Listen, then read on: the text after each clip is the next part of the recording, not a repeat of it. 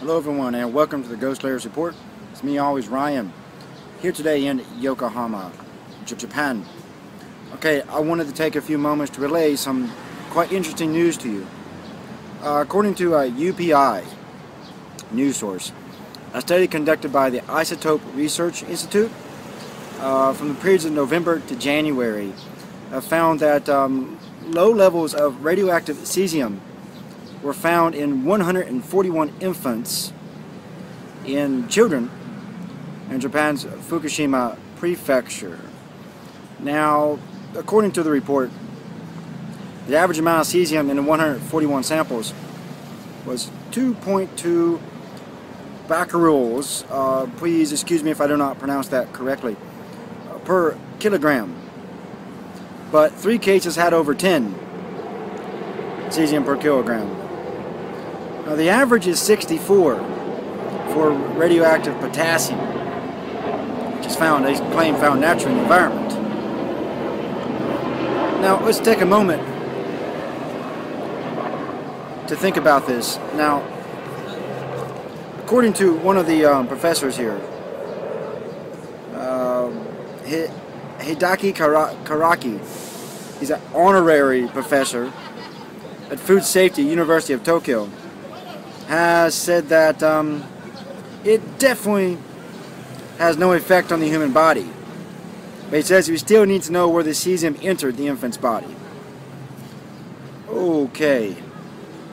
Take a moment just for that one. That's the big quote here from this.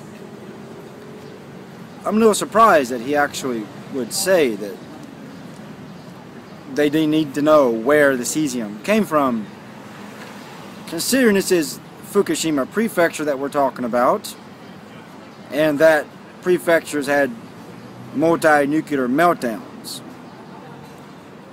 I believe it's pretty clear where the cesium came from.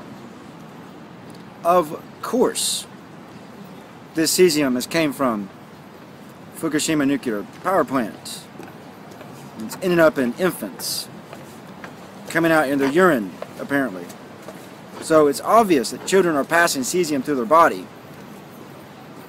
Radioactive cesium in Fukushima.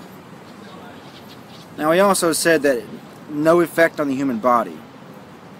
Now, from everything that I've researched about radioactivity, it appears that there is no clear, safe level of radioactive material which can enter the human body. So we must assume, because there is no clear, definite answer to this question, that any type of radioactivity which enters your body is not good for you. But there will be those who will argue that you get radioactive exposure everywhere you go. That's true. You're on an airplane, you get radioactivity. That's true.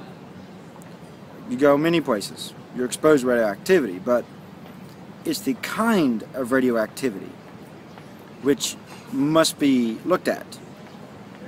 Some radioactivity really does not have much of an effect on the human body. Naturally occurring radioactivity. Other types, such as what would come from a nuclear reactor at a nuclear power plant, would obviously be not very safe for you, because that's hyper radioactivity. It's designed for a specific purpose. Clearly not safe for you to be exposed to radioactivity coming from a nuclear power plant. So to say that it has no effect on the human body is a bit not really honest there, because all radioactivity has an effect on the human body, and it's not positive at all, not good for you at all. I know that, and I'm not a nuclear expert, but I have researched this and looked into these things. So that's what's happening. Children in Fukushima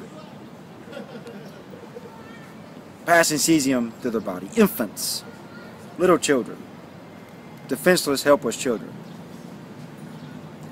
Now, some may say this is nothing to overreact about, but Before I finish up this short report here, let's pose a question. If your infant child or your young child was passing radioactive cesium through their body, how would you feel about it? If it was you, if it was your child, would you still say, this is not a big problem? This is nothing to worry about? Would you say, oh, you know, my child passed radioactivity today through their urine? Okay. I'll leave you with that thought as we finish up this short report here. Please leave comments in the comment box below. Let us know what you think. Until next time, this is me, Ryan, here in Japan, checking out.